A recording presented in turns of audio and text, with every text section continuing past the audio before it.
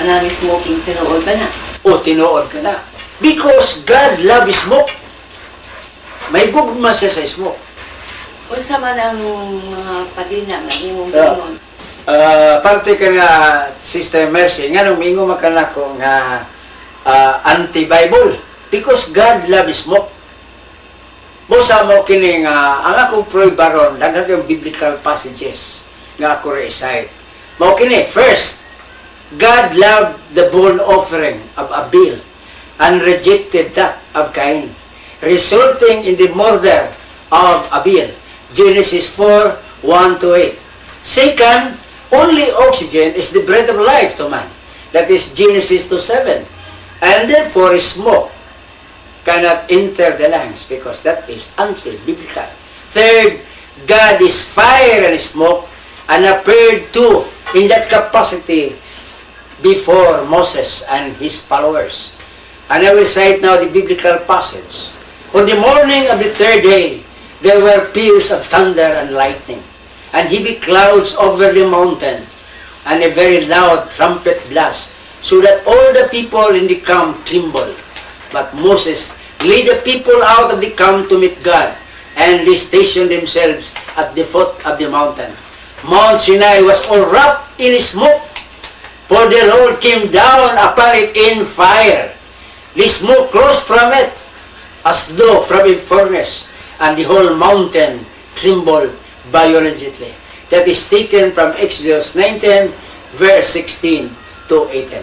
Fourth, before the offering of kining atong misaron, Mass, offering in the Old Testament was by burning animals and agricultural products.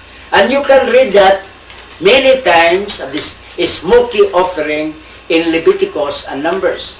And finally, when Jesus was gifted with incense by the three kings.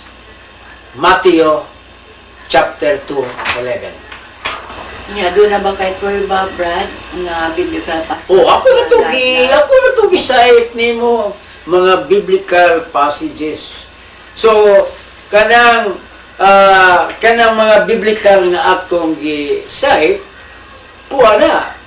Nagprueba ko nga God, Father, and Son love smoke. Musa, ako kining pangutana sa tibuok kalibutan. Why science hate smoke and force the people and threaten them with fines and imprisonment? God loves smoke. Who are we to hate it? If the Son of God loves smoke, then the devil hated and feared smoke. Just the devil and the four forces of dark Hate smoke. Also, they are afraid of fire and smoke. That is why we have lighted candle in the church and other places. There is incensing in the church, an act of praising, for incensing is pleasing to God.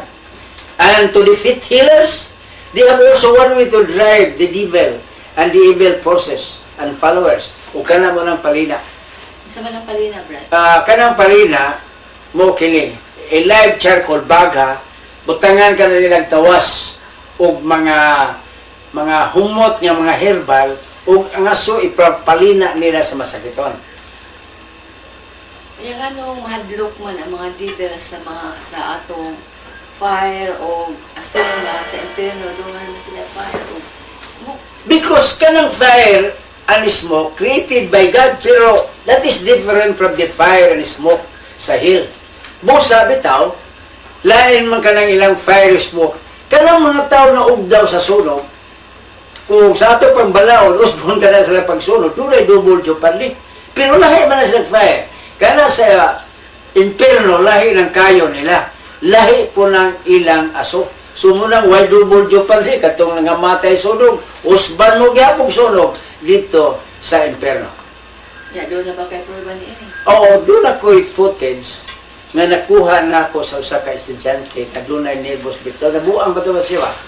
Unya, human na ulian man siya, ako siya gimbestigar kay murag siya nagipuses sa ka diablo o nakakita siya o smoke. So, obserbahin ko nun ninyo ng potes. Usara yun hinuon kit. Pata, galiin man ako dito. Nanti,